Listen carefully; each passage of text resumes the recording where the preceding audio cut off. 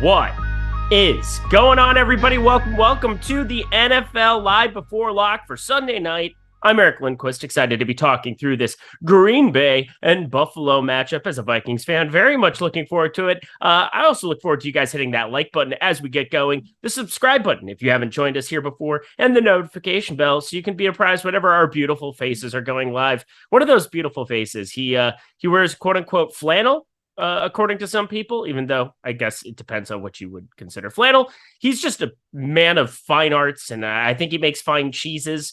Definitely has a fine beer, I'm sure, next to him at the moment, a Stein. My guy over there, Neil Orfield, Player Q DFS on Twitter. Go follow him there. It's in the handle down there. Go follow me at Eric Lindquist while we're at it, too. How you doing, my dude? I'm doing okay. You are incorrect about the beer, just because I am still kind of hurting from we hosted a Halloween party last night, and Sure you did. I broke out a drink that I discovered at a small Iowa bar when I was in college. So haven't had this drink since my college days, 2006, but it was something that I brought back from this small Iowa bar to my college, and it is called a banana cream pie shot, and it is half 99 bananas, half cream soda. I had not had it since 2006. I decided, hey, we're hosting this party. I saw some 99 bananas. We bought it, and we finished that bottle of 99 bananas last night on top of all of the other stuff that we had in the house. So I'm not usually one to do a lot of heavy drinking, but last night people were doing shots. So it's a rough thing to do at my age. Wouldn't recommend it. You had 99 bananas, but a peach ain't one. That's good. That's really good. Yes. Thank you. I tried. Just carrying on the EMAC vibes because I see him in the chat there. There's that. Neil, Rich Guy Orfield. I'm Eric, Poor Guy Lindquist, especially after that main slate. I even have dust flowing around in here. You know why? Because I've just been a caveman in these dwellings, playing NBA, playing NFL, losing at everything. I hate football today. How was your main slate? Went not great. So I lost a little bit on DraftKings. I guess I only lost like $700 on the main DraftKings slate, which is better than I do most weeks on NFL main slates. I also, as I was saying before, my FanDuel rep actually hooked me up with a deal for like the first time ever in the 22-22. So I played a few entries in that, and one of them looked like it was going to be winning me $15,000 at one point. Got knocked back with all of this Christian McCaffrey nonsense. So instead, I'm just winning a couple $1,000s there. So I ended up actually making a little bit of money on the main slate for maybe the first time this year. So can't complain. Well, good for you. I suck. I lost. You can complain. I literally made 300 lineups on DraftKings. I want you to guess how many I cashed. 300 lineups on DraftKings. Actually, it was 290 to be exact. It ended up being 290. 290 lineups on DraftKings.com. And played 5 in the $33, played the 2 in the 150s. I want you to guess how many out of 290 lineups I cashed. 50. We got, how many did you just guess? No, that's way down too there, many. Tyler? That's way too many. Way too many. Am I guessing, or are people in chat guessing? Who's guessing? You're guessing. All right, yeah. Guessing. 50 is way too many because too. that's like a regular amount. I'm going to go with 27. That's not a good day. I cashed 3 lineups. I'm currently looking at my screen. I cashed 3 lineups. Yeah. I played 3 quarterbacks, and they were none of the right ones. One of them threw for 4 touchdowns. I know you played Ellinger and Malik Willis. Oh, yeah, I did. I think I just barely got over 10 fantasy points from the 2 combined today. It was brutal. I played around 20% of each of them. I wish that I had just not realized that Malik Willis was starting today and just avoided that, but ended up going there a little bit too. I still can't believe what happened. What happened? I don't know what happened in the chat. I just see my boy T McBee over there. Yeah, Sean V. Jesus, Eric. I'm saying the same thing. This is the worst NFL main slate I've had I've been playing DFS since 2014, 8 years, 7 years that I've kind of taken it pretty seriously. This is the worst NFL main slate I've ever had. I don't think it's actually. You took stands. That's why you took stands against the major chalk. It was a bad day to do that. The major chalk paid off. So it was a tough day to be taking those kind of stands. Not necessarily, bad process there. Just didn't work out this time. That's it happens more often than not, right? The chalk is going to hit usually. Based off of what I saw from Malik Willis, it was never going to happen ever. So I will say I didn't know, and I thought that the unknown was really enticing for a guy who looked bullet fast. Yeah. If you just hand the ball off to Henry 30 times, you're probably not going to see a very good fantasy outcome. apparently Houston can't stack the box against him. 4 straight 200-yard games. Like, come on now. Eric God. ignoring the tools. No, I was not ignoring the tools. See, this is where it has to be known. Like, that game stack was out of control. Miami Detroit had 100 game stack score. It's not like I don't know that. It's not like I'm not looking at it. What I'm looking at is that Tua, we had projected around 14, 15%. He ended up 18 and change in the millie.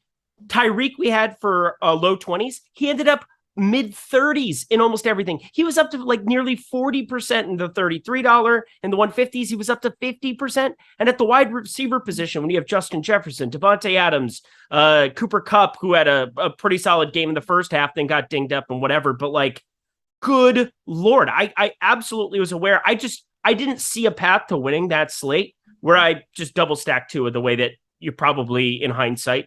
Well, even in hindsight, I wouldn't have done it. I never would have done it. It sounds to me like you correctly predicted the ownership, that it was going to be higher than people were expecting. Yeah. And you probably made the right choice with that prediction, and then it just obviously didn't work out. I want my Skolansky bucks. Yeah. That's what it is. You deserve some Skolansky bucks. Well, either way, we're here to talk Sunday main slate, Sunday night slate. We're done with the Sunday main slate. It is never to be spoken of again. Thank God we don't have that show. Yeah, we had Pollard projected at 30 and went off at 60. Exactly. That's the kind of slate that it was. And again, I was a little bit underneath 50. I had like 48%. So like Pollard, for the most part, wasn't the apocalypse for me. Everything else was the apocalypse for me. So good job, Josh Jacobs. Thanks for coming. You ready to break down this lovely game that we have before us? Green Bay Buffalo, our arch nemesis taking on the juggernaut. Yeah, pretty fun to see Green Bay. I'm looking forward to just watching them get smacked down tonight. That's going to be fun. Right. Oh, me too. So hit that like button. We got my boy Tyler Zander in the house here. He's sipping on a straw. Wait, what is that? Did you have a straw? No. Do you have a necktie on? What are you wearing? Oh, there's that. There's that too. It's pretty chill. Okay. Nice little necklace. I'm sure it's symbolic of Texas A&M to remember the one good game all season long. Let's continue, shall we? Let's talk this one. We've got Green Bay as a double-digit dog. Yes, the Green Bay Packers with Aaron Rodgers are double-digit dogs in Buffalo here. 47 total is kind of where it's sitting at everywhere. 11 points, kind of where it's sitting at everywhere in favor of Buffalo. Before we go position by position like we always do on this show, anything that stands out to you in particular about this game other than no pack, no? I mean, Aaron Rodgers coming out and saying, we've got guys making mistakes out on the field. I don't know if they should still be playing. That is a red flag to me. That means that this is a hard game to project. We still have Romeo Doubs with a very good projection, but I think people were right in speculating that he might have been talking about Romeo Doubs, who's had like 4 huge drops in the past couple games. So I think that we might see a shakeup in the wide receiver core for the Packers. Maybe Romeo Doubs doesn't quite get, the full workload that we're expecting. Kind of throws things off. It's really, really hard to project what's going to happen. Pretty interesting that we can now play. Maybe some of these lower owned Packers wide receivers will have more of a chance. I think the Packers wide receivers have to kind of be the story of this entire slate. I'm glad that you started there. I kind of want to just touch on the fact that, we hear the narratives, but they don't really have a whole lot of options. Sammy Watkins ended up on the IR. They basically took responsibility for that and then limited him to 52% of snaps last time out.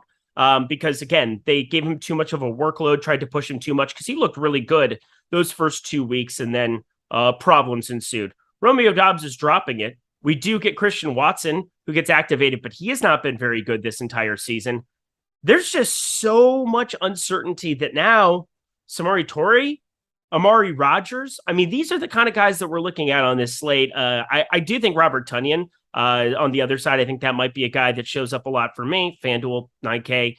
We'll get to all of these lovely things, but at the quarterback position, there is no doubt about it.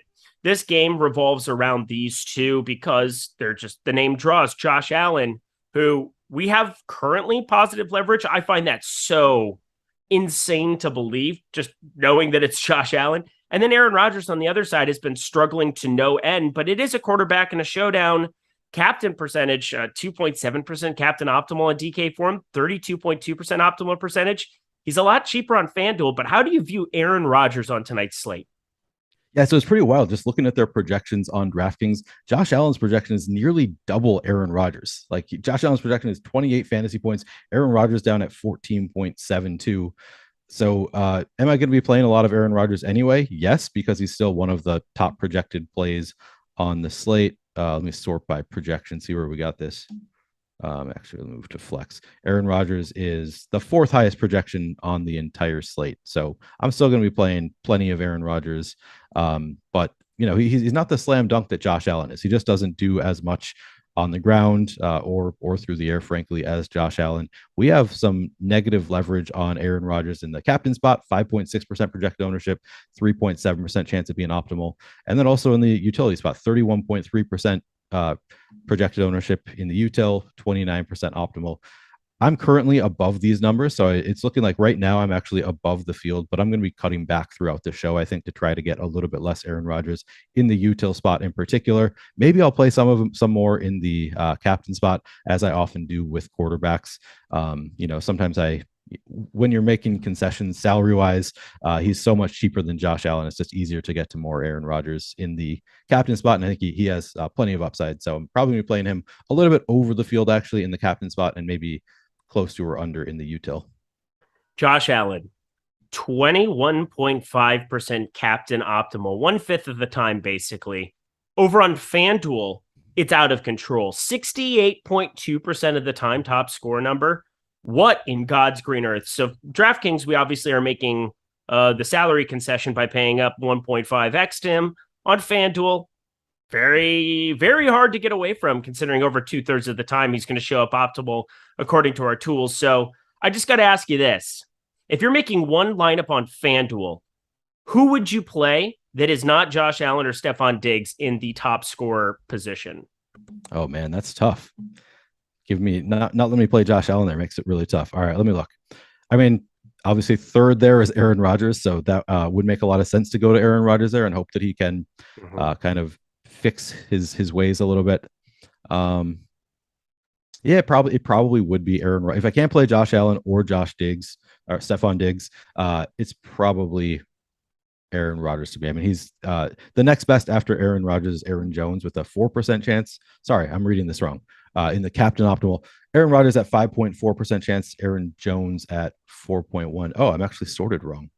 All right, I'm just off my game today. It's been a long day for me. If you can't tell, it's been a long day for me. It's been a long day for you. I am going on 2 hours sleep right now because my dog just decided not to sleep last night, and then all of a sudden it was like 4:30, and you start to get the sweats where it's like, if I don't wake up on the West Coast, mommy and daddy don't live with me. I'm by myself out here. I got my wife, I got my dog, and they're not waking up to an alarm. So they just sleep through everything. So it's all on me. Regardless, not here to complain, just here to tell you the facts and tell you that, it's been a long day for all of us, especially when you get shelled on the main Sunday slate. Yep. Last 2 weeks, I've just gotten brutalized coming into starting this Sunday show. That must be good vibes. We got to get a W across the board here, my friend. I get to talk to you like the one time each week that you're in a bad mood. That's fun. That's really fun. I'm in a bad mood right now. I mean, it's just whatever. All right. So going back to your question, we actually have Sammy Watkins third in terms of captain optimal percentage. That really shocks me. That's what I'm getting at. I think Josh Allen, I mean, it is a massive amount of the time that he is going to end up optimal. Both sites, top score 54%, captain optimal around 20.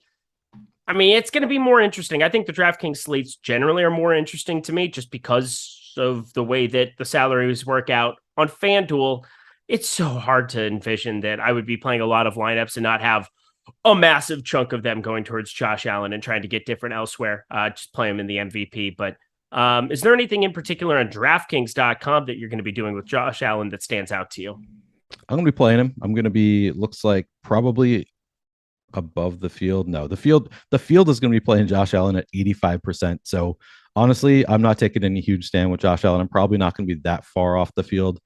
Maybe I'll be a little bit under just because that price is kind of prohibitive. But I think my last crunch, I'm actually right with the field on Josh Allen. He's just so hard to fade with the projection being so much better than everybody else. Yeah, currently I have Josh Allen in 90% of my lineups, either in the captain or util on DraftKings.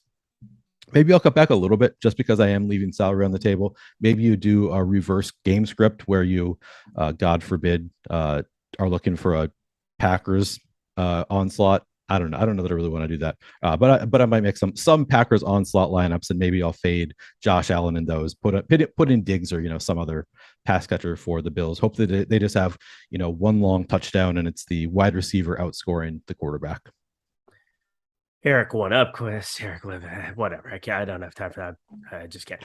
Overall, minus 500 money line favorite. Probably not the time that I want to be full stacking against them on the other side. Yeah, do major upsets happen? Yes, but it's so hard to envision a 5-1 that I would be getting to on the Green Bay side today. Like, it's just, if you want to do it, it's nobody on planet Earth is going to do it. So that'll be an enjoyable experience for you. But Josh Allen makes all the sense in all the land. You're just going to get to lots of him. Not a very interesting way to talk about it, but like, I guess the one thing I want to know is that you do these amazing videos here at Stokastic. You go through every showdown slate for DraftKings, FanDuel, go through your process. You build out on Fantasy Cruncher. Do you have any rules in place for Josh Allen key? So I'm allowing Josh Allen to be naked in the captain and MVP spots, but I am giving boost to his pass catchers. I don't really know how much I want to get to Josh Allen naked. I mean, he can obviously get there, but his receivers get there so often. I don't know that I'll actually have any that have Josh Allen without any pass catchers, just because they all project so well that they're just going to make it into my lineups anyway. I'm not forcing it, but I don't really see it happening frequently where I'm going to have Josh Allen without any pass catchers. But he obviously has that rushing upside that it is feasible, and not many people are going to do it. So I'm allowing for Josh Allen in the captain and MVP spots without a pass catcher, but not expecting to see a ton of it, to be honest.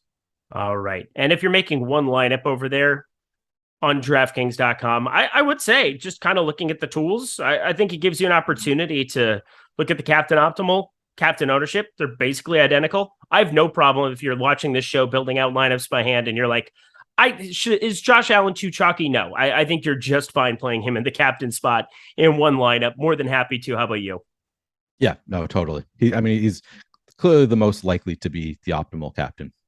All right. Well, we got the quarterback position covered. We've got a lot of things to go through on the running backs, wide receivers, tight ends, defenses, and we'll get ourselves out of here. We'll talk a little house advantage while we're at it too. But first, if you guys are into sports betting, there's a lot of NBA action still coming up here later in the night. I saw the Spurs are off to a really glorious start.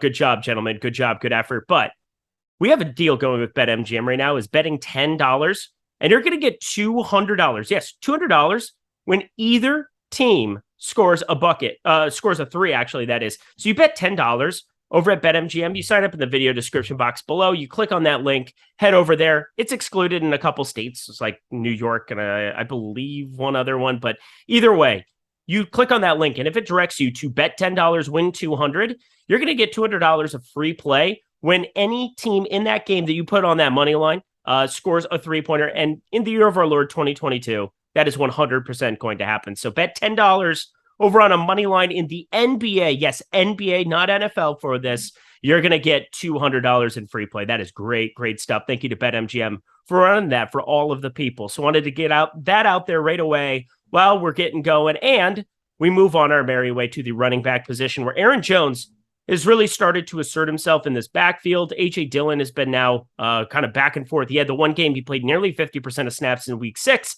went right around 30% of snaps in week 5 and 7. Aaron Jones, starting with him, how does he look in your lineups tonight?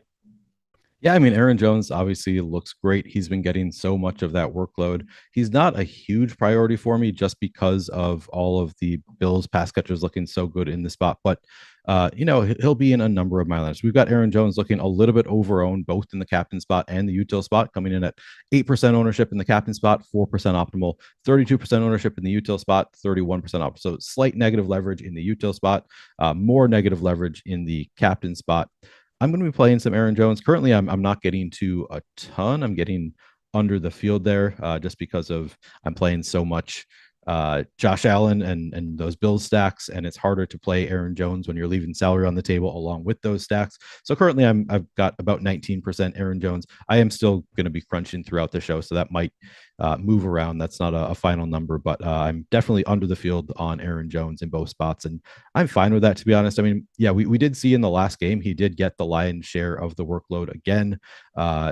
I was kind of hoping, I think we talked about it on one of the shows. I talked about how I was hoping that maybe AJ Dillon retains that role where he's getting Yeah. 50% of snaps like he had the week prior. I'm going to be going back to that idea again, just because anybody who is game log watched is going to say, can't play AJ Dillon. He's not great, but the prices come down so much that I think that AJ Dillon is really interesting. And I do think that it's a volatile situation. And I'm just kind of betting on talent. I think AJ Dillon is a talented running back. I think Aaron Jones is too. So maybe that's why they're going to Aaron Jones more. But they need to switch something up, right? It's not working, whatever they're doing. So I'm going to be playing a good amount of AJ Dillon. And I think, at the goal line, I think AJ Dillon's just as live as Aaron Jones is to score a touchdown. I'm with you there. There's a different site. So on No House Advantage, they don't have any props set up for our friend AJ Dillon today, but there's another site you can go to. And I think 26.5 was the number, 25.5 was the number earlier in the day. And I find it hard to believe that if you're trying to script this out for Green Bay on what you're going to do to try to be successful, you're probably not going to win an offensive showcase based off of the wide receiver core that you've got.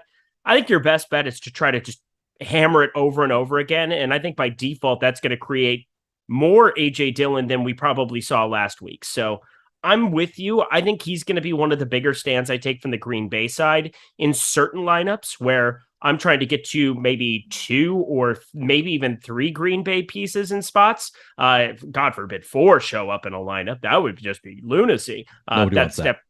It's definitely going to happen, but I don't want it to, as I'm hand building out a couple of these in particular for different high dollar stuff. But I want to get to more AJ Dillon than the field. I'm with you there. Aaron Jones. Oh, good Lord. I mean, if we think it's going to be 70-30, he stands out and he'd be great. But 14K over on FanDuel, I think I would be pretty aggressively under 19.4% on him there. And of course, maybe he just gets the entire backfield and I'm wrong about that and so on and so forth. And maybe he gets a couple of those breakout plays. I'd say he's been the best pass catcher for this Packers team for Aaron Rodgers. Probably has the most trust in him with the amount of years they have under their belt too. But anything else you want to really add about that? Because 14K is a lot to be paying for Aaron Jones on FanDuel. Yeah, so on FanDuel, that's what I'm actually working on right now. So I can look at what the ownership is. We've got him at under 20% ownership. So it's actually sort of interesting with the ownership being where it is, under 20%. And then in the MVP spot on FanDuel, Aaron Jones at 8% ownership. Honestly, it's hard to get too far under those numbers. I do think that, he's a talented enough back. He could be the only touchdown scorer for the Packers.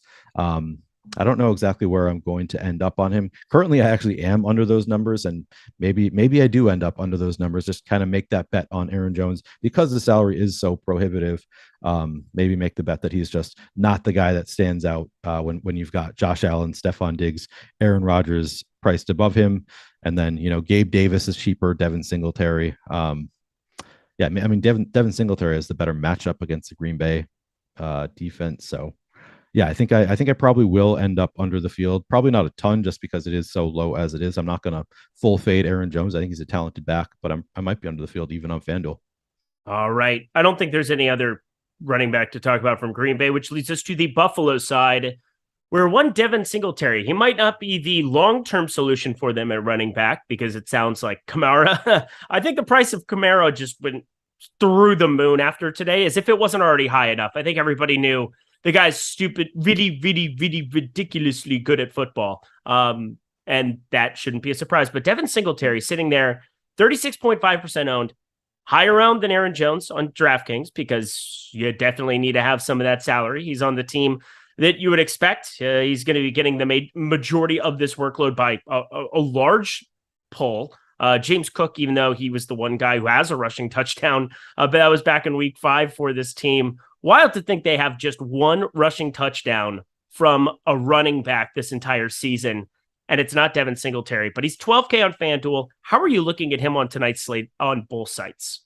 Yeah, Devin Singletary looks great. He's got the better matchup than Aaron Jones. He's got more of the workload, played 86% of snaps last week. He's just so involved in that offense, and they should be able to move the ball pretty easily. So I like Devin Singletary quite a bit. My guess is I will end up coming in over the field, and I should actually look at what the ownership looks like. Yeah, he's coming in at a good number. So maybe I won't end up too much over the field. 7,200 though. That price tag for Devin Singletary feels low. Yeah. I guess that's why the field is getting there. Uh, 9.3% ownership in the captain spot. We have him optimal 8.3% of the time. In the util spot, we have him owned 37% of the time, optimal 46% of the time. So yeah, maybe I will end up over the field on Devin Singletary. I kind of look where would I have him. Actually, right now I am. Yep, go ahead. There's fake news in the chat. I did not say anything about Kamara getting about him being limited for trading or whatever else. I said showcase game, Alvin Kamara. That's one of the few things I might have not done completely poorly today was being over the field on Kamara. So definitely was not me who said such things. I would never say such things about my boy. I do think that he's very live to get traded on a football team that isn't very good, not going anywhere. First, somebody throws a first at you for a guy that you know you're going to have to pay later down the line. Makes some sense to maybe do it now. We'll see. But we're seeing Christian McCaffrey get traded. Nobody thought Christian McCaffrey was going to get moved either. And there you go. Look at him now. Just smashing for the 49ers today. Love it. What in the world, dude? That's fun. The first guy since LaDainian Tomlinson in 2005 to have a rushing, passing, and receiving touchdown in the same game. I saw that. That's wild. I just love it. It was wild. I had tickets to the game. I sold them. I did not go. I need the money now. Let's go to any other running back here from the Buffalo side. James Cook, Zach Moss, who is active today, correct? I mean, that was the one thing we were waiting for was Zach Moss being activated. And I do think he kind of becomes a little interesting. James Cook, I mean, he had the one early fumble in the season. He got some garbage time run. I don't think he's a big part of it, but like, I wouldn't be completely shocked based off of what we've seen from Singletary, where he's kind of been up and down. I wouldn't be shocked to see Zach Moss get inserted into this lineup a little bit more, getting a little bit more of the workload. I'm not sure if you feel the same way. Yeah, no, that's a really interesting point because we were surprised at the beginning of the year, right? Like Devin Singletary, at least I thought Devin Singletary was going to be the guy coming into the year. And I mean, he has been the lead back, but Zach Moss was way more involved than I expected early in the year. So with him being active, and we've seen it happen before, we saw it last year. Sometimes he would be inactive one game, and then when he was active, they actually use him. So like when they put him in the game, they actually use Zach Moss. So at $1,000, yeah, there are worse plays out there. I could see myself. I think that I will use some Zach Moss. What do we have his ownership at right now? We've got like no owner, 2.5% projected ownership in the util spot. If he's 2.5% owned, yeah, that's a really good play. That's it's sneaky. Not a lot of people are going to get there. I really like it. And on FanDuel. So I've talked about this a little bit on FanDuel. It's even easier with these guys. So we have Zach Moss at 0.4% projected ownership on FanDuel. And it makes sense. He's 8,000. The price tag just seems too high. But on FanDuel, there's no PPR. There's no bonuses for like 100 yards, 300 yards passing, that kind of stuff. So it's just easier to, you score a touchdown, you're in the optimal lineup. Now it's a little bit less likely in this game just because it should be a higher scoring game. But I think, just one touchdown, he falls into the end zone from the one, he might be optimal. And if he's coming in at 0.4% ownership, that really interests me too. All righty. We make our way down the line. Anything else from running back you want to talk about? I mean, James Cook, you could play. He's, as you said, he scored the touchdown in the last game. We have James Cook at 9.1% projected ownership, 5.6% optimal. I'll play some James Cook too. He's a solid pass catcher. He's actually positive leverage in the captain spot, 0.5% projected ownership, 0.8% optimal. That's not a huge thing, but at that low of a number, if he gets there, it's he certainly could make it into some interesting lineup. So maybe I'll get to maybe I'll have a few shares of James Cook in the captain spot. I don't think I'm going to force it though. All right. Well, now we're going to have some fun. You ready to everybody Wang Chung tonight? It's going to be a blast. Wide receiver. Giddy up, y'all. It's going to be a blast. Yeah. Oh, God. We're starting with Green Bay because, of course, we are. My dear Lord. Sammy Watkins. Romeo Doubs. Amari Rogers is 3K. Christian. I mean, every wide receiver is 4K and lower here on Green Bay. Every single one. Allen Lazard not in. Randall Cobb not in. There is opportunity. We know Aaron Rodgers, in an ideal world, would want to be out there chucking it, being in control of this game. Oh, I don't know what to do with all of this ownership going towards Dobbs. You talked about the narratives around it. I'm trying to throw some of the narratives out the window. He's the bigger frame. He at least gives some guys an opportunity. Yeah, he had the big drops. He had the fourth down drop that really stood out. But like, I find it hard to get away from, I think, compared to the other guys, just because of his build. How healthy is Christian Watson? Just how do you even want to start talking about this wide receiver core? I mean, Samuel Watkins looks phenomenal. My first crunch before I made any adjustments, I was getting to infinite amounts of Sammy Watkins. He just projects extremely well for his price tag on DraftKings. 2,600 as the lead. You know, we're projecting him to be, I guess, the second receiver behind Dobbs in terms of projection, but right there with Dobbs. And yeah, he looks great, Samuel Watkins. And I think even if you do buy into the narrative that, you know, Aaron Rodgers wants somebody to play less, I don't think he's talking about Sammy Watkins. So I think Sammy Watkins certainly very interesting, even regardless of how you read the narrative. Sammy Watkins is interesting, and actually not getting a ton of ownership. We have positive leverage on Sammy Watkins, 7% projected ownership in the captain spot, 12% optimal, and then the util spot, 26% projected ownership and 36% optimal. So we have positive leverage on Sammy Watkins in both spots. The $2,600 price tag is just too cheap for Sammy Watkins. He allows you to play, you know, the build stacks. He could be the one Green Bay guy in your lineup, and he allows you to just smash all of the higher salary Bills players. Yeah, Matt LaFleur basically went on and talked about Sammy Watkins, where I said it before, but I'll repeat if you guys are just joining in. He took responsibility for the Sammy Watkins hamstring injury. He basically said, I pushed him too hard. I tried to get too much out of him earlier, and we kind of need to show caution with him. That's why you're going to see lower ownership on him. 52% of the snaps. I don't think he has a ceiling for like 75% of the snaps tonight. He doesn't. I think you're going to see him limited around 65% absolute max. And so that has to be baked in a little bit, where if you're not on the field, you can't put up fantasy points. And even then, it's not like Sammy Watkins is this massive elusive number one. He looked good, but he looked good for Sammy Watkins in the first 2 weeks of the season, if you get my drift. So 2,600, though, you got to at least be discussing him. Do you want to be over or under the field at 30% Romeo Dobbs on DraftKings in the utility? It's an interesting number. I think that I will probably be, man, he has such positive leverage. It's really hard. I know. But again, I think that these are fragile projections. We just don't know what to make of. Is it a real thing that Aaron Rodgers, I mean, does he have his say? Does he get to say, this wide receiver keeps screwing up? I'm not going to throw it to him. We're not going to play him. I don't know how much say. I would think Aaron Rodgers does have that kind of say in the locker room. He can, you know, kind of tell the coaches who he wants to be throwing the ball to. And even if they decide to play Romeo Dobbs, maybe he just doesn't want to take chances to him. So it's hard for me to completely ignore the narrative, but man, just based on our projections, which yes, they're fragile, but if you just trust that they're going to keep going to their talented rookie, 7.3% projected ownership in the captain spot, 10% optimal, 30.6% projected ownership in the util spot, 42% optimal. So just the numbers look great for Romeo Dobbs. He looks under-owned. What I'm going to do with him, I actually lowered his projection a bit and just boosted all of the other guys, because I kind of am playing into the narrative a little bit. So I boosted guys like Samori Toure, Christian Watson, Amari Rodgers. I'm getting to more than the field of all of those guys. And then if you're doing that, you kind of have to take a little cut on somebody else. And currently I'm taking that little bit of a cut on Romeo Dobbs, but I'm only a little bit below the field.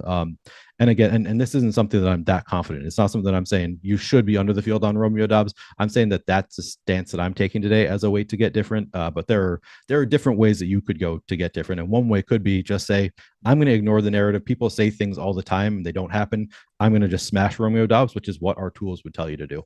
Yeah, Romeo Dobbs. And then also, if we're trying to play the narrative game of, again, I'm trying to steer clear of this, but Amari Rodgers is the guy I think that would stand out to me to be over on. He had a cross, well, it was down the sideline. He had basically had an out route where the ball just went through his hands. Like he was millimeters, there we go, away from catching the football somewhere near the goal line. I don't know if he would have scored. It would have been like right before it, but it was like a 40-yard absolute dime. Really, really good throw, only in a spot where he could have caught it. He catches that one. Maybe we're looking at a different price there on him coming off of that Washington game. You know, it would definitely show up in the box score of, 154. 3 for 54 would look a lot different, and then possibility of the touchdown there. So I think Amari Rodgers makes some sense. I think he might be the one guy that, if Christian Watson's limited, if Sammy Watkins isn't going to go completely nuts there and Romeo Dobbs is actually in the doghouse, I think it's just process of elimination. Give me more than 6.4% Amari Rodgers by a landslide. Yeah, so I was actually not aware of that. The fact that he dropped one. Is there any chance do you think He that did. Aaron It, Rodgers it was was it talking was about like him? he made a dive Okay. out, and because again I was watching it when it happened live, and he made a dive at it, and it just went through his fingertips. Like it was a really good throw in a spot where only he could have gotten it. It was just a tiny bit too far for him, so he couldn't bring it down. But it Okay. wasn't like a drop per se. I see. So you don't think that's what Aaron Rodgers was talking about? It was kind of a tough catch that he No, didn't it make. was it Okay. was Dobbs. If you're Oh, watching that game, there were a couple times where it's young Dobbs out there, not doing what he was supposed to do. okay. But he's Interesting. got the best football body out of everybody out there, so that makes it difficult. Yeah. Shucky darn. All right, Buffalo. This is more fun, a little bit more concrete too. Stephon Diggs seems like a good play today, Neil. Yep. That's all you really need to say, right? I mean, Stephon Diggs is out there. He's getting the ball thrown to him a ton every game. He's scoring touchdowns every game. What does he look like in our tools? We've got him at 16.2% ownership in the captain spot, 15.5% optimal, slightly overowned there. But then in the util spot, 51% projected ownership, 60% optimal. So we have positive leverage on him in the util spot, a little bit of negative leverage in the captain spot. But I mean, 15.5% chance of being the optimal captain is number 2 overall on the slate behind Josh Allen. Yeah, seems like a great play to me. I'm going to be getting to a ton of Stephon Diggs. Again, some of these elite plays, it's difficult to talk about because it's so much about getting to these other pieces. I think Diggs is just, if you want to talk about who has the ceiling to compete with Josh Allen, it's Stephon Diggs, who could just go for 35, 40. And there you go. We've seen 47.8 week 2. We've seen 33.8 on a PPR site, just an absolute smash on FanDuel, 15K. There might be paths to get to like a Gabe Davis where you leave a lot of salary on the table because Gabe Davis, even though we project him for around 3.5 catches and we project Stephon Diggs for 7.5, I don't know. Seemed like a couple times Gabe Davis is getting these 40, 50, even 96 yarder that he had the other weekend. Big playability there with one Gabe Davis. How do you view him at 31% ownership? Because he feels like probably the largest standard deviation on both sides out of any wide receiver in this game. Yeah, Gabe Davis is tough because he doesn't have a huge target share. And I think that his projection is generally a little bit low because of the lack of target share. It's hard to really project him that highly because when he doesn't have those long home runs, he's not going to have a big game. But we really care about upside, and Gabe Davis clearly has that huge upside that you're looking for. I love Gabe Davis. I think that he's a great play at 8,400. He is getting ownership, though. We currently have him at 32% projected ownership in the util spot. In our tools, he looks like he is actually about neutral. So when you actually run the sims, even though he doesn't project extremely well, when you run the sims, he's got 5.7% projected ownership in the captain spot, 5.3% optimal in the captain spot. So slight negative leverage, but then in the util spot, 31% projected ownership, 33% optimal. I like Gabe Davis quite a bit. He's going to be somebody who's going to be a big part of my lineups. Yeah, he's got that big playability. Never going to be owned the same as Stephon Diggs. Definitely more volatile, but when you get that top 5% outcome, top 10% outcome, and you're overweight to it, feels really, really good. I love the talent. I think he's going to be a touchdown monster. And also, that's part of it too, is like Stephon Diggs, he's gotten 2 touchdowns last 2 here as well, last 2 games. But I do feel like Gabriel Davis, that is going to get so many opportunities when it comes to like 5, like you're inside the 10-yard line. Gabe Davis just feels like the guy that I want to be looking for. We saw that in the Kansas City game last season in the playoffs. Maybe I'm overthinking it, but I can leave some salary on the table. If I have an opportunity to get to him, maybe not absent Stephon Diggs all the time, but Gabriel Davis, a 1-for-1 swap off of Aaron Jones on FanDuel, a 1-for-1 swap getting off of Aaron Jones on DK. That's one way to just leave a bunch of salary on the table. Yeah, exactly. Very easy. And we've seen the games where Gabe Davis just has monster games. Of course, I think Stephon Diggs also had pretty good games in that game that Gabe Davis had all the touchdowns. But I think that it's, we saw Stephon Diggs have some duds last year. We haven't seen it as much this year, but it's certainly within his range of outcomes. Josh Allen just throws it elsewhere. They have so many talented players on the team. Other guys can score the touchdowns. And, maybe Diggs has 6 catches for 80 yards and nothing else. He's probably not in the optimal. Right. Well, There's this Isaiah McKenzie fellow, and he had the worst football game I think I've ever seen with my two eyes for somebody that's in Josh Allen's offense. I'm not sure if that's going to be something that affects him here. They come off a bye. I think they're ready to rock. Isaiah McKenzie, I think he'll be somebody that I try to make a thing. We've got him projected pretty low, 7.82. If you look at other sites, I know, just thinking like specifically Yahoo, where, a lot of people are playing year long and you've got your decisions. And I know Isaiah McKenzie's somebody that a lot of people have DM'd me about today for whatever reason, but I don't know if he gets penalized for just being atrocious. He had drops, he had fumbles, he had that lateral that got fumbled by him. I don't know if that automatically goes to Khalil Shakir, but I think it's in play. How do you feel about Isaiah McKenzie today? Yeah, I suppose it's in play. I've been treating him like he's, not going to be penalized, and we're just not seeing a ton of ownership on him. Actually, that's on FanDuel, we're not seeing a ton of ownership at all. I guess on DraftKings, it's a little bit more, 18% projected ownership in the util spot. Got to look at the tools, figure out. I think currently I'm actually above the field on Isaiah McKenzie. Yeah, he's coming in at 2% projected ownership at the captain spot, 1.8% optimal, very neutral there. And then also a little overowned in the util spot, 18% projected ownership, 15% optimal.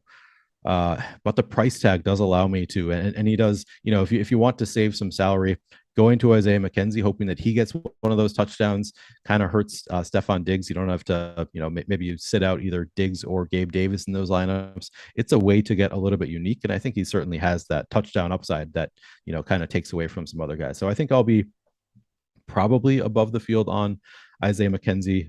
But I don't know that that's necessarily going to be, I want to see where I'm at right now with him.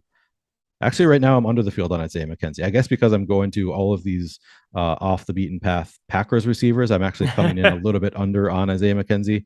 I don't know that I want to end up too much under the field on Isaiah McKenzie, though, even at 18%. I think that's a fair number for him. Yep, I think that seems like the number. I'm just holding hands with the field. I don't really have any particular take. But Khalil Shakir, Jake Kumaro, these two sound like two of your dudes. Oh yeah, I mean Jake Kumaro, we don't even have a projection for him, but he's expected to play in this game. Yeah, I was gonna say we don't have a projection, but I know he's active. He is active, and we know that Isaiah Hodgkins is not active, so maybe Jake Kumaro has an opportunity revenge spot against the Packers. Yeah, I don't know that you need to, if we're buying into narratives today, which it sounds like I'm just totally buying into narratives.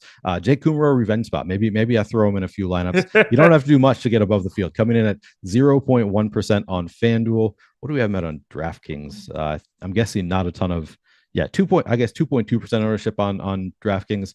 My guess is that I'll actually be above that number, but not by a whole ton. Yeah, I want to just give a shout out. If you guys are using Cruncher right now, if you guys are putting everything together on DK, you want to make sure you get Jake Kumaro at least in the pool if you're making 150, because anybody who has a chance to see the field alongside Josh Allen can be that difference maker. So I don't mind that. Also, punt returner perhaps, or is that going to still be Khalil Shakir? I don't know. Because it was Rip Jamison Crowder, but I can't remember. Either way, we continue on. Couple super chats. Sam Pierce, $1.99. Singletary or McKenzie as contrarian captain?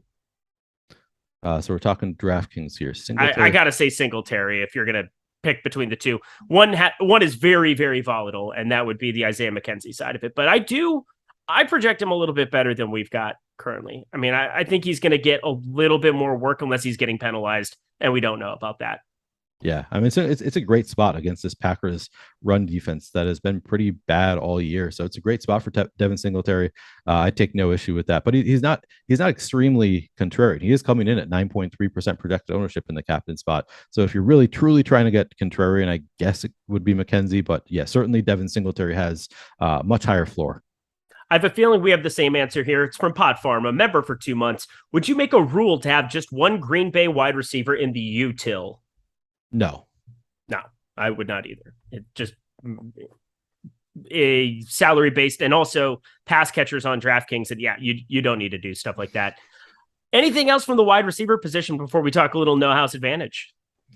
Let's see here. Actually, let me move back to my DraftKings. Yeah, so we talked about all of these guys essentially. Yeah, I'm going to be playing some Khalil Shakir as a way to get different 8.6% ownership. I mean, we kind of hit on all of these guys already. I'm going to be above the field, I think, on basically every one of these low-owned guys. The Jake Kumaro, Toure, Christian Watson. Sammy Watkins, I'm even still above I cut Sammy Watkins back a lot just because I didn't want to get to the 80% or whatever I was getting, but I'm still going to be above the field on Sammy Watkins. Amari Rogers, I'm a little bit above the field. So yeah, I'm going to be spreading it out. I don't have a strong take here on any of these low owned wide receivers. I'm just spreading them out and hoping that one of them hits.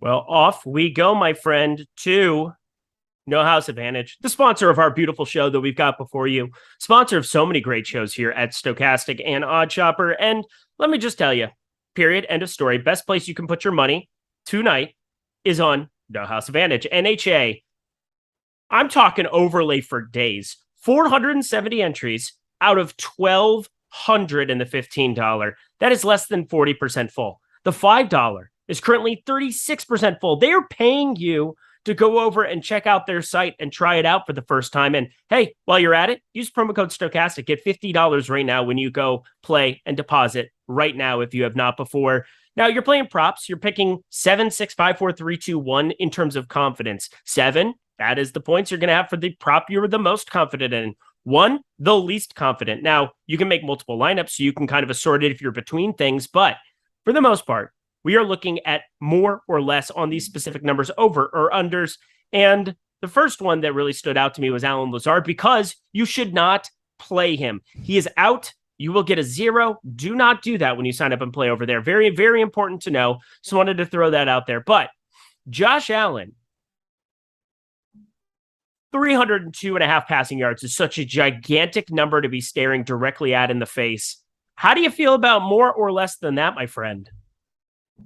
Let's see. What do we have him projected at? Can I see that on this screen? It's not something that I typically look at, actual projections. It does seem like a massive number, so I'd probably take the under and hope that they, he'll be getting some yards on the ground too. So just passing yards, yeah, give me the under.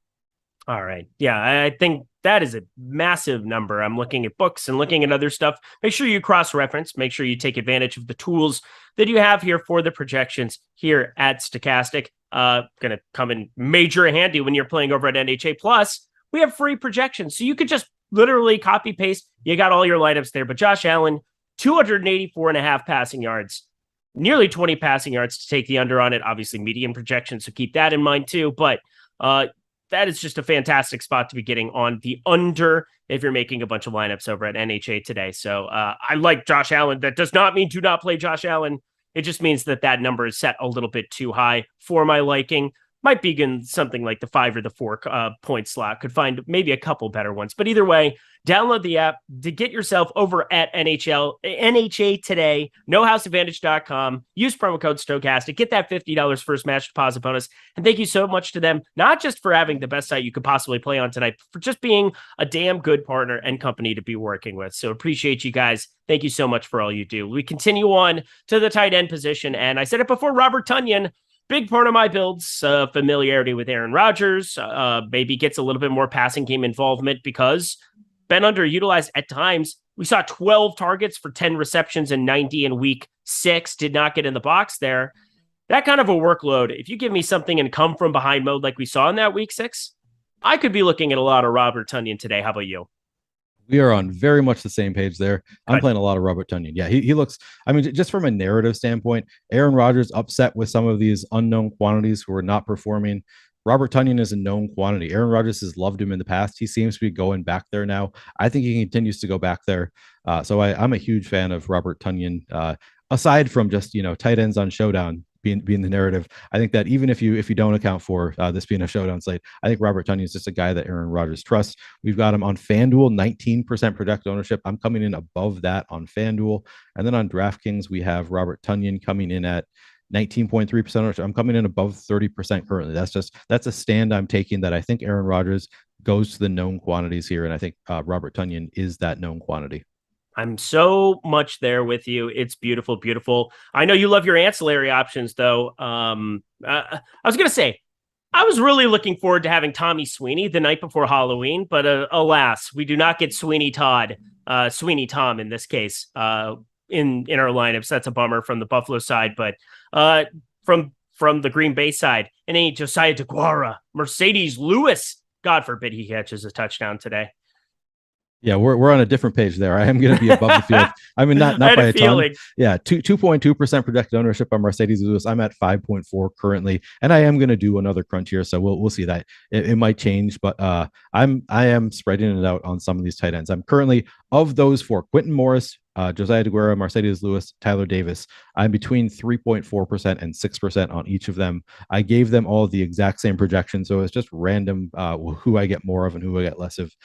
Yeah, I think that they're all fine plays. I'm not taking a huge stand on any of these tight ends. Whoever gets a touchdown, if one of them scores a touchdown, there's a good chance that they're optimal, and I don't know who it's going to be. Let's rapid fire some super chats. We got 1999 from Red Skittles. My guy, I know you. You've been around forever. I appreciate you. And you did not have to do that. I was just having some fun with you. I'm also very bitter. I lost a lot of money today. Okay. But I do need some red wine. For Eric, that red wine you needed, I have a beer that'll last me for now. Douglas Bowman, $4.99. Bills defense or kicker and utility. I like Buffalo Bills with two Packers wide receivers coming back. Is that too chalky? We'll touch on that here in a second. I will get back to that one. And then Sam Pierce, $1.99. Watkins or Watson score more on DK for you tonight? Watkins, I think, just is the far more likely to score more. I would agree. Let's do the Buffalo side, where Dawson Knox has been a pain in the arse in terms of trying to figure out what's going on. He got involved in week 6. That was great. I think he had some personal stuff that was going on family-wise, so good to see him back and doing pretty well. Helps to have Josh Allen as your quarterback, but he stands out. Don't really know how much Quentin Morris I want to be getting to, but maybe you feel differently. Talk to me about the tight end position at Buffalo. Yeah, so it's the same thing. I don't feel really confident in any of these guys. I'm playing a little bit above the field. They're all getting, next to no ownership. I'm playing again between like 3 and 6% ownership on these guys. Not taking a hard stand. If I were to take a big stand on one of them, I think it would probably be my preference, I guess, would be probably Quentin Morris and Mercedes Lewis as the guys I like the best here. But again, I'm not really differentiating between them in my projections. I'm have randomness on them, letting Fantasy Cruncher give me who they give me. So no strong stance there. Dawson Knox, I do like Dawson Knox this week. Yeah, as you said, hasn't had the best year, but we've seen those multiple touchdown games from Dawson Knox in the past. It wouldn't surprise me to see that multiple touchdown game here. He's coming in at 20% ownership. I'm just a little bit above the field currently on DraftKings. All right, we have just less than 12 minutes. Make sure you get your lineups in, Neil. Make sure everybody else gets their lineups, and also make sure all 1.3K of you guys hit that like button. Goes a very long way for us here. Makes me happy, makes you happy. Good vibes going into Halloween. That'll be a lot of fun for all of us. But let's go to the kicker and defense position. So to revisit that super chat from Douglas Bowman, Bills defense or kicker in utility, if you had to pick one of the two. He said he likes Buffalo Bills with two Packers wide receivers coming back. Is that too chalky? Not if you're leaving salary on the table. I'm assuming it won't be that chalky. But Bills defense or kicker for the Bills in the utility? It's a kicker for me. It's just really hard for me to love either of these defenses. Actually, currently, I'm seeing that I have under 1% Bills defense. I don't know that I want that. I think I'm probably going to up that a little bit, but I'm going to be under the field. I think Field's coming in at 13.4% ownership. Aaron Rodgers has thrown 3 interceptions this year, which is, a higher rate than we're used to from Aaron Rodgers, I guess, but it's still relatively low. He's not throwing a ton of interceptions. He's not a guy who makes a ton of mistakes. You could make the argument they're probably playing from behind in this game at some point. Maybe they have to force it a little bit more. So maybe he makes a few more mistakes. But again, four interceptions last year for Rodgers, 5 the year before that, 4 the year before that. He's just not a guy who throws a ton of interceptions. So it's really hard for me to want to play a defense a lot against that kind of quarterback. So I think I will end up under the field on probably both of these quarterbacks. I'd rather go to the kickers here. I have a lot of lineups with like 3, 4, 5K left on the table. Are you finding the same thing? So I haven't actually looked aside from, I set a salary max. So I know that I'm leaving some salary on the table. How much am I leaving? Am I getting to? Yeah, so I'm not getting to.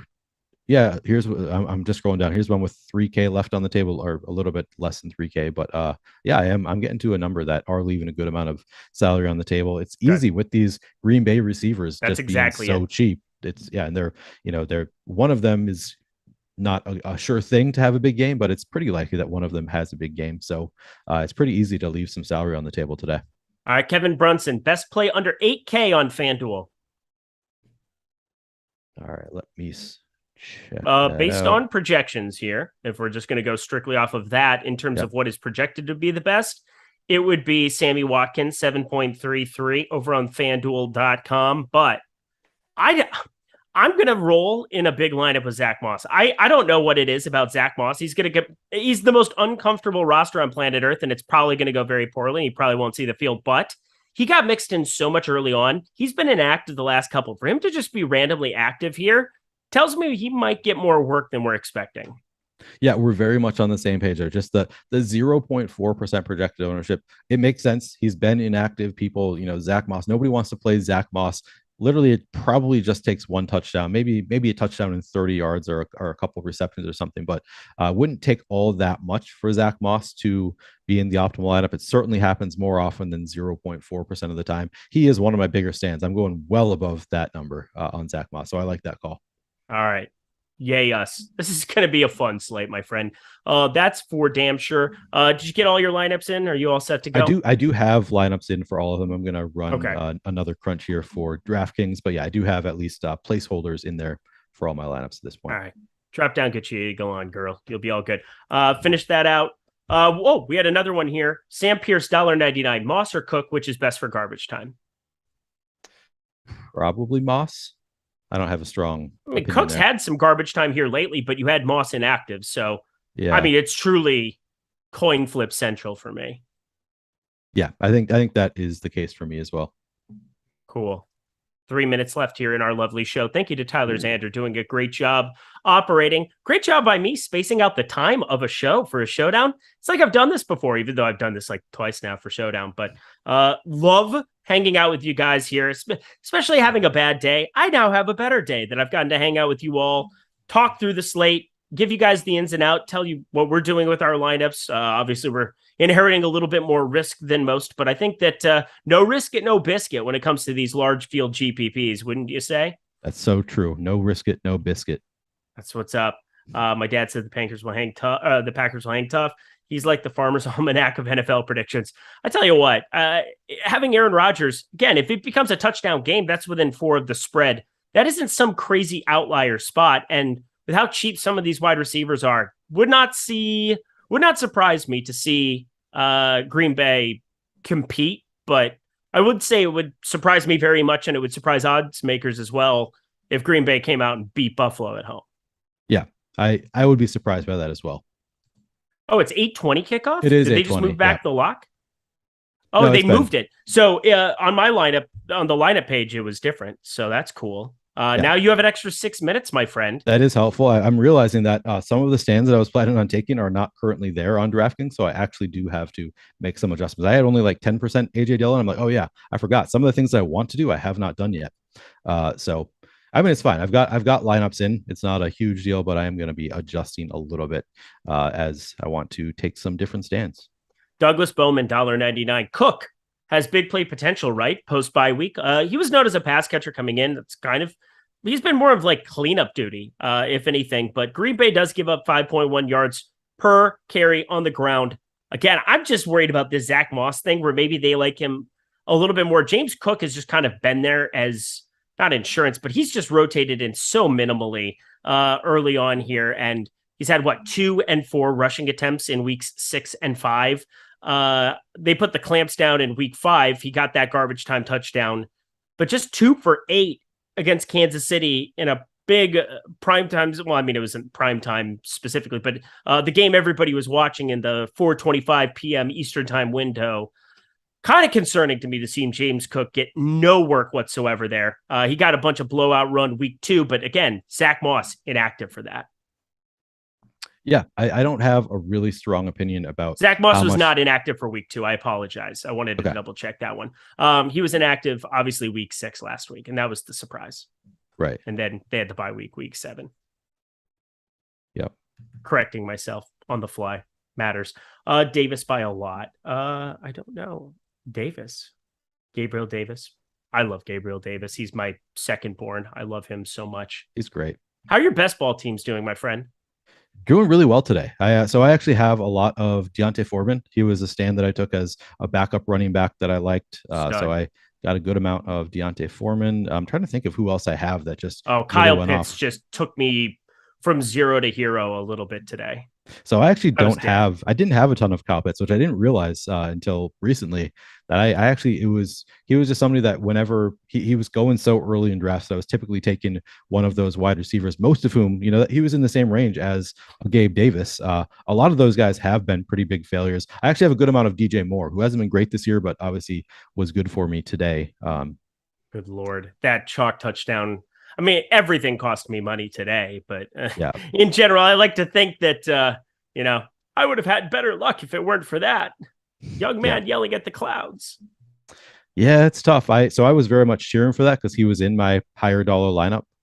But I'm sorry for your luck. I think I was below the field on like DraftKings and the million stuff. I was just above the field. He was in my highest dollar lineup that was doing well. So I kind of needed at that point. I really needed Drake London. So I loved overtime. And then of course didn't really benefit me. Well, how nice for you. It didn't benefit me. It wasn't nice for me. No, it's fine. I love you all the same. I'm sorry. I apologize. Any Shakira lineups for you from Shamar? Yes. Yep.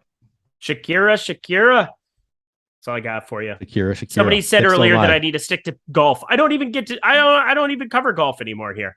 I'm a man of the streets of the Eric's all over the place. Yeah, I'm going to be doing an ML.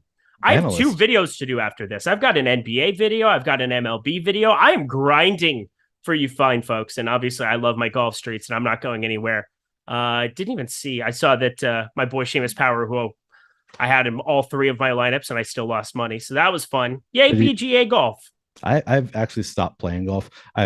Since I'm having a down year overall in DFS, I had to sacrifice some of the sports where I've never been good, and golf is one of those sports for me that I've just never had success. So I'm just going to not play that anymore until I get things right on the sports that I am good at. I got you. It makes sense. It's a miserable sport, but I love it. Yeah. Shout out my golf clubs behind me. I haven't played for far too long. Anything else that people really need to know in the last 2 minutes? You got your lineups, and I'm assuming now, yes. I do. I'm still working on like my last crunch. I often do these things last minute. Okay. No, I think that we've covered pretty much everything we need to cover. I mean, these defenses, I think we touched on them a little bit. It is really hard for me to love these defenses just because neither of these quarterbacks makes a ton of mistakes. It should be a high scoring game. Still, though, one doesn't need to be the quarterback making a mistake. It can be somebody fumbling it. Can be a special teams. There are ways for these defenses to get there. So I'm going to be under the field, but it's going to be a little bit uncomfortable. I'm playing the opposite of everyone Eric says he is playing. What? Everybody's playing everybody. It's Showdown, homie. What are you talking about? Yeah, what are you talking about? That's not a good approach. Eric is a very good DFS player. You should be listening to Eric. I'm so confused. You guys are just next level. Who are so these sweet, people? though. Here's the thing, though. Eric, should I trade Knox for Dobbs? See, who is undefeated in the Awesemo League as of right now? Neil Orfield. Who has the highest points in the Awesemo League? Neil Orfield. I don't know. I can't remember. I'm so mad that I can no longer say it's all luck, because prior to last week, I had the highest points. So I could be like, yeah, I'm 4-2 or whatever. Eric 6-0. Now you actually have more points than me, and you're undefeated, and you're crushing it again this week. Yeah, what else? What can I say? You're doing great. You're gonna probably win the league, or you're gonna do great for the whole regular season, and then just there will be a fluke playoff win against you. I love shut your mouth when you're talking to me. And Neil lost to me, and I have only 2 wins on the season. So when did I lose to you?